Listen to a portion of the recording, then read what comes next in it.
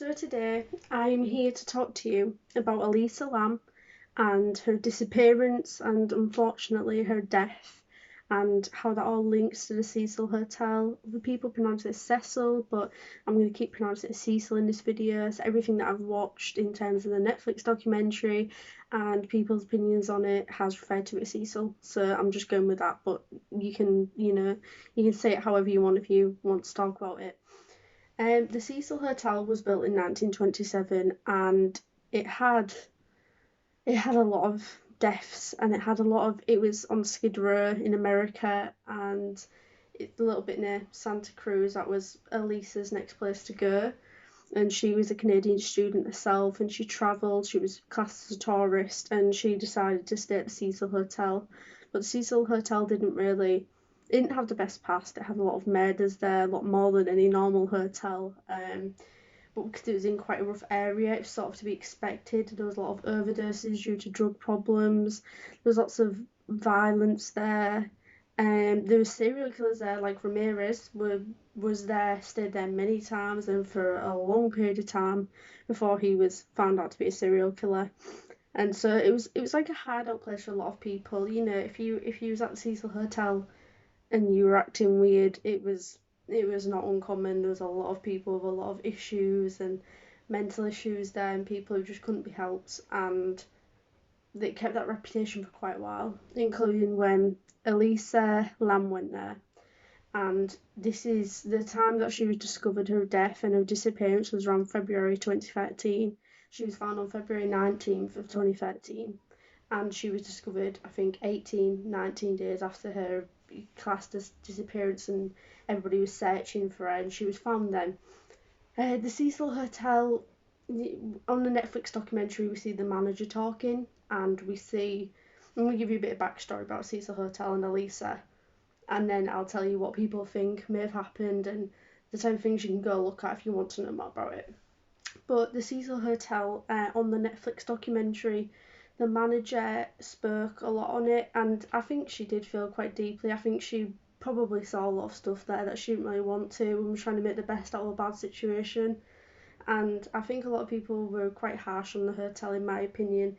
I think there should have been more safeguarding measures, but at the same time, there wasn't breaking any laws, and they were sort of just doing what they'd always done, and people was trying their best. And Elisa Lam went there and she got assigned to a room with two other people. I think there may have been students as well. I think there were two girls.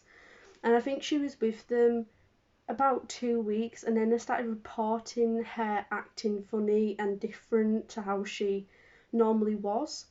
And this was enough for the hotel management to give her a separate room. And Elisa was Elisa was a very active person on social media. She used to write blogs and post about how she was feeling, and she was very open about things. She was very openly discussive about her bipolar. She said she had bipolar, and she said that she would get a suicidal thought. She'd wrote about one day that she just felt like killing herself and that she hoped it would pass and that she wouldn't feel like that the next day.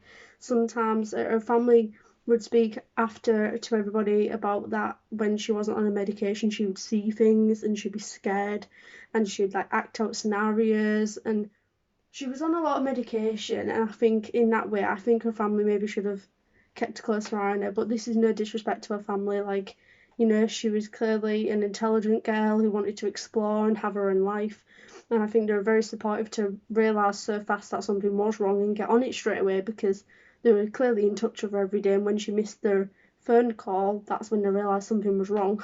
And that's where we're going to go from here.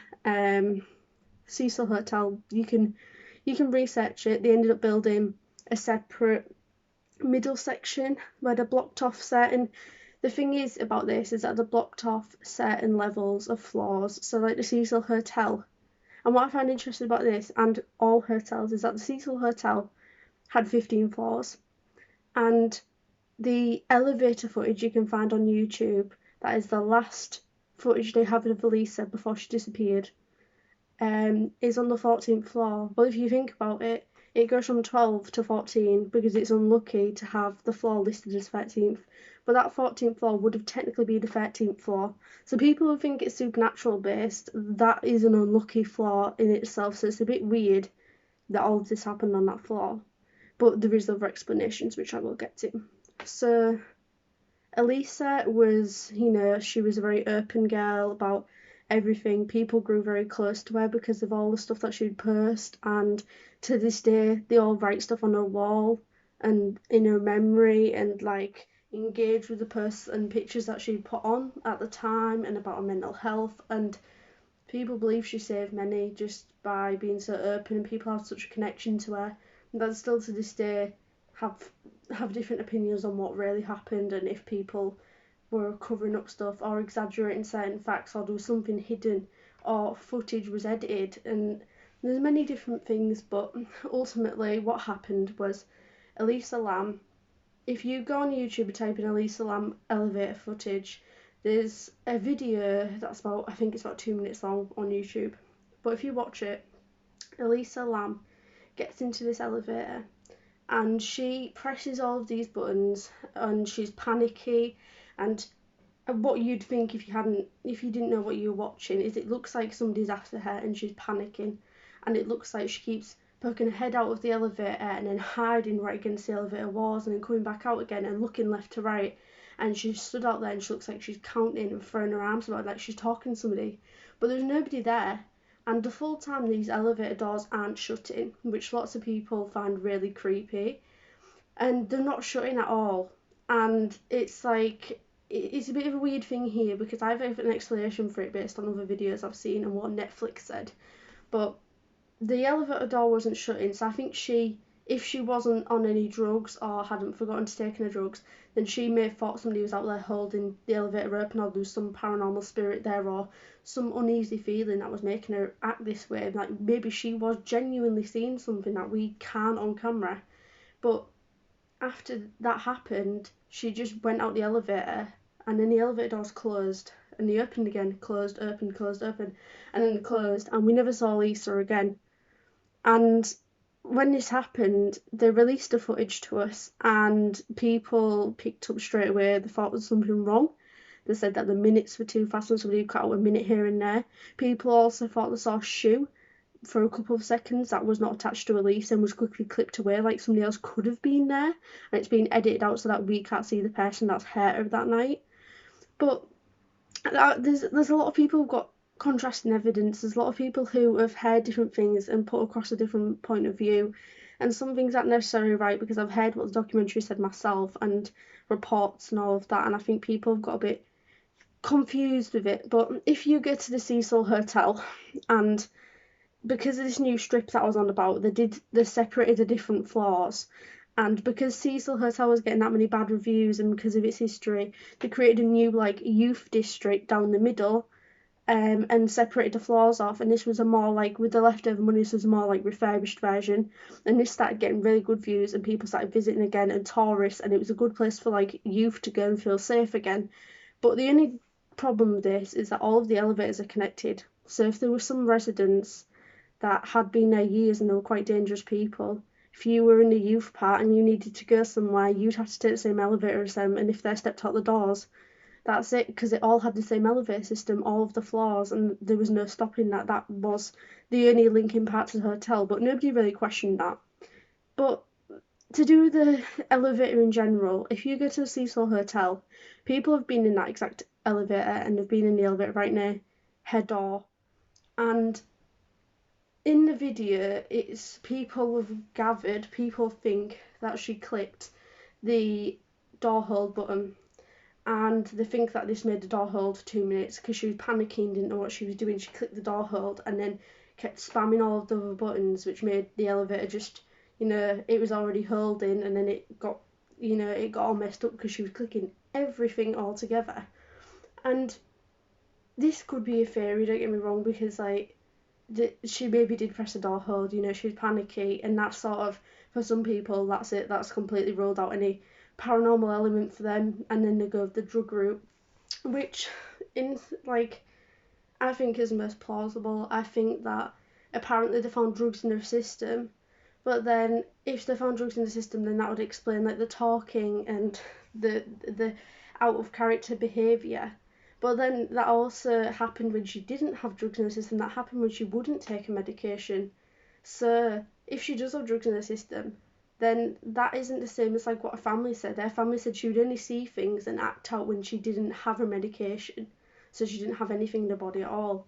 Like, and that's when all her bipolar and everything would intensify for her. So I think that's pretty sad. I think if that's what happened, I think if she went without medication and started seeing things and having one of her episodes, I think she honestly could have potentially thought somebody was chasing her or after her and went out of the window of the 14th floor when you go out and you keep going, and that goes onto a stairwell and then you can get onto the roof.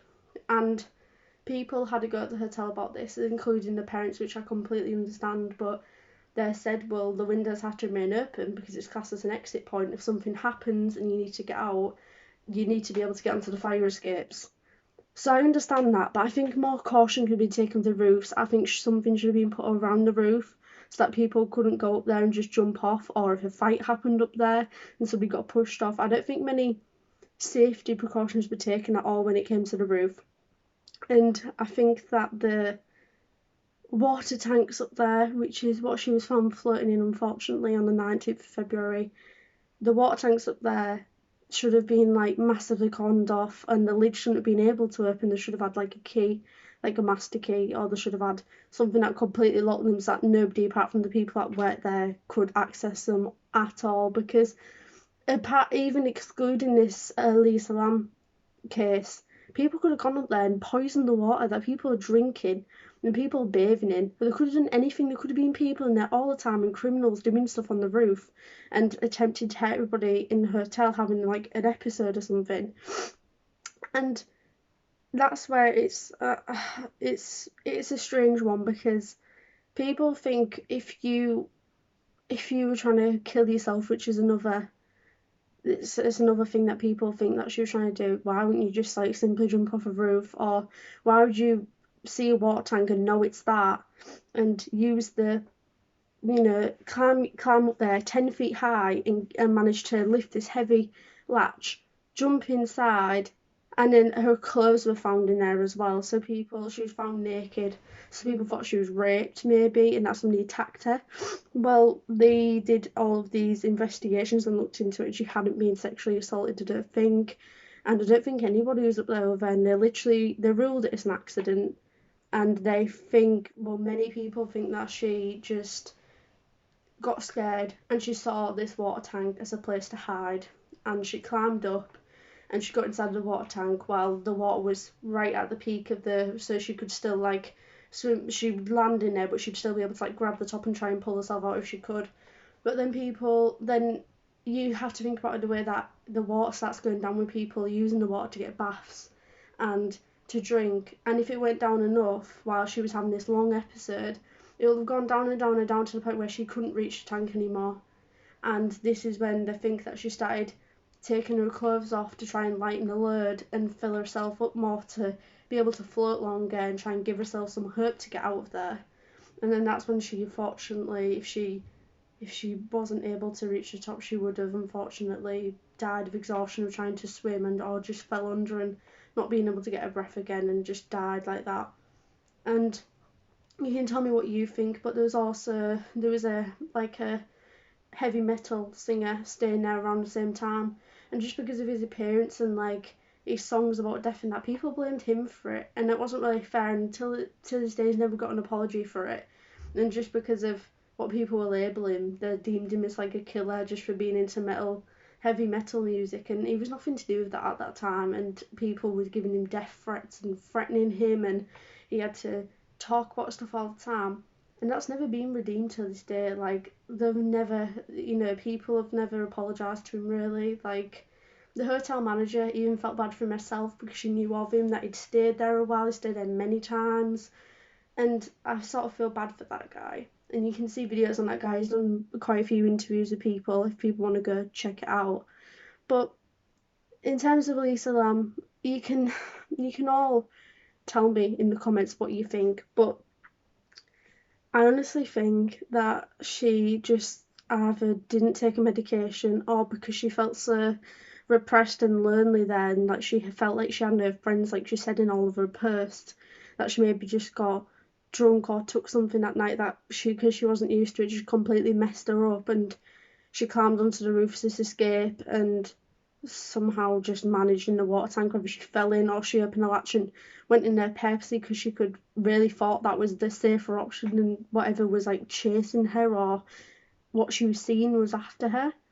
And I think that's pretty sad. I think that has happened. I hope she rests in peace, and I hope people don't try and like play on this for anything or keep it going further. But I wanted to document it just like other people have and give my respects to Elisa and her family.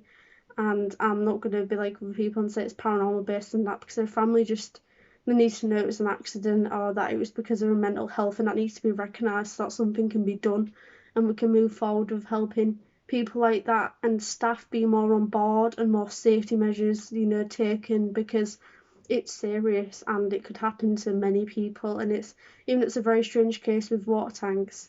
Like the first time they went up to the roof, it was miscommunication in general, because the first time they went up to the roof they checked and there was no sign of up there, but nobody checked the water tanks, which if it was me I would just instinctively think, let's just check everywhere just to be certain, and just like go climb up and look in just in case. But obviously people didn't think about that, and I get that. So, but, and then there was also miscommunication that it was closed, the hatch, which people didn't get when she was in there. How would she been able to close it? And then once she's closed it, that's it. Like, she would have been that weak, she wouldn't have been able to push it open again. But apparently the man who worked there, who found her and went to, after getting many complaints from the guests about the water being black, about it tasting funny, about it having like little bits of stuff in it, and that saying that the water pressure wasn't right, they finally looked into it, and that's when they found Elisa floating to the top naked, and she was pale, and they went and reported it straight away and got her body removed. And that's because people have been drinking water with a deceased body in for 18, 19 days, and it's honestly, it's such a shame that it wasn't checked out sooner, and that this thing wasn't checked regularly, because all these people as well, it must have stayed with them a long time. All the people that knew her story or knew her at the time or was at the hotel and felt a connection to her, knew they were drinking water where her body had been floating and nobody had found her sooner. They probably felt like it was a disservice to Elisa, and it is a really shame. It's sad, but now now they know for the better, and her parents know, and her body's at peace. It's in a she's been buried and she's finally at peace, and we know where she was found. But there is speculation on what happened to her, and there probably always is going to be, because there's a lot of miscommunication of the whole point of it being saying, the police officer saying it was closed when he went up there and that's why they didn't look, but then it was apparently open the full time and she was right there ready to be found. So I don't know, because there is a lot of miscommunication. And to do with the elevator, I was discussing to people about it. I was asking them about it, and they said that the door hold, it shouldn't have lasted 2 or 3 minutes like it did in the video. Like, people were explaining door hold could have lasted 2 or 3 minutes, but door holds are only supposed to hold the door when you're holding them the full time, or if you do click it once, some elevators will hold the door for about 10 to 20 seconds, but not 2 or 3 minutes. So it is quite strange, and it's strange that as soon as she steps outside and decides to go, that's when it does close. And it doesn't stay closed, it does open again, and then close again, and open again, and close again, and then close. And that is really strange. Like, that is strange. I think there's quite a lot of dark history with this hotel, and a lot of suicides and bad energy there. But I think with Elisa, honestly it may have just purely been down to her lack of taking a medicine or experimenting with drugs, because she was in a new place and she was feeling lonely and she was having suicidal tendencies, honestly. And it could have been anything, but my heart goes out to her, and my heart goes out to her family, because this is just that disappearance and everybody really trying hard to look for her, and then her just being in a water tank. Like, it is bad. And of course there was that movie, I think it came out before Elisa Lam was discovered, and there was a movie of a little girl dressed exactly like Elisa Lam who ends up falling into a water tank and drowning, and her mother, just like the You know, the man from the hotel climbing up and finding her in there. And people for a long time thought this was this sick like plot to like try and recreate this movie with Elisa. And we don't know if there's something in that as well. Like, what if somebody did do this? People were saying, why wasn't there footage around the hotel as well? Like, why weren't they in the hallway? They said that the way to the roof had an alarm on, so why did no alarm go off? Why is there no security? Why were there no regular checks that, you know, anything that should have been locked was locked? And it's very strange that it went on this long. People had no idea at all, and the manager and other staff that saw her and she said some weird things in the lobby and she wasn't herself, they maybe should have asked her if she was okay, or they should have, you know, they could have talked to somebody or tried to like get somebody she was comfortable with. And the really strange thing about this is that people don't think that it was because of her medication or suicidal tendencies. It was because she went to go buy gifts for her family to take back with her. And people would say, why she did all of these things before all of this happened, like literally the same day or the morning before. And she did all of these things that suggested she knew she was going home, she wanted to go home, and she was excited to see her family. So I don't know if this was just something that took her by surprise or something really did happen that night and the 1 minute edited out of that clip is her killer. But I honestly don't know. I think it more likely does point to drugs. I just think the water tank's a very weird way to go, and just to do with lifting it in general and getting inside, I think it's very, I don't know, I just think it's a very strange thought process, and I don't think many would think like that. But at the same time, I mean, it does sound more like what Killer would do, like put somebody's body in a water tank. It doesn't sound like something she would do to herself, like climb in there and let that happen to herself, especially knowing she's going home and buying stuff for her family. But we don't know. There's a lot of people who are talking about it and who have different opinions and go and visit her grave and go to the Cecil Hotel to this day. And you can go to the Cecil Hotel, you can book to go there. I've seen her websites, you know, they try and keep the place tidy, and I've seen people go around there and document stuff, and they do get quite upset about people filming, especially near Elisa's room, because it does get quite disrespectful. I've seen a lot of people be in the elevator she was in and they're like laughing and having fun, and I don't really think that's fair considering that was right before her life was taken, and I just don't think that's right. But anyway, I hope you all, you know, understood this video and could understand the information I was giving you, and just tell me what you think in the comments honestly, and tell me if you want me to do a part 2 with your theories, like me listing everything that you all say in the comments or looking more into it and searching more into it, because I'd be happy to, because I think there's a lot more to be said for Elisa, and if there's not a lot more to be said, there's a lot more to be done for what we need to do to safeguard this and to, you know, make it very clear that something went very wrong with safety precautions or what the hotel did, or people like looking out for and her thought process through all of this. I think it's a massive call out for help for mental awareness, and just being alone in a place that's scary and it's got a bad history in being a young girl at times like this. So if you could all just, I don't know, give this video a like and comment how you feel about it, and just let me know if you want a part 2. Thank you.